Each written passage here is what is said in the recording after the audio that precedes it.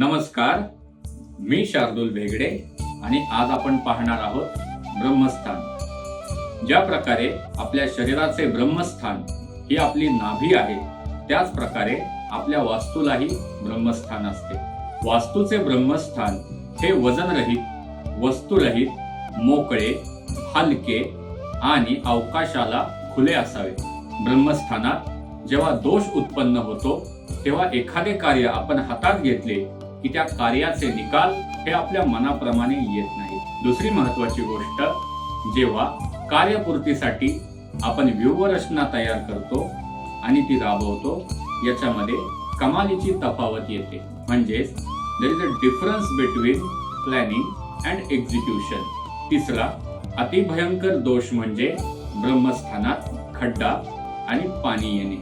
हाच दोष भगवान कृष्णाने मयसभेमध्ये मयासुराच्या माध्यमातून पेरला होता। त्याचा परिणाम असा झाला, सर्वप्रथम कौरवांच्या वंशाचा नाश झाला आणि दुसरा पांडवांच्या वंशाचा नाश झाला। त्यामुळे ब्रह्मस्थानात खड्डा आणि पाणी आल्यामुळे वंशाचा नाश होण्याची दाट शक्यता असते।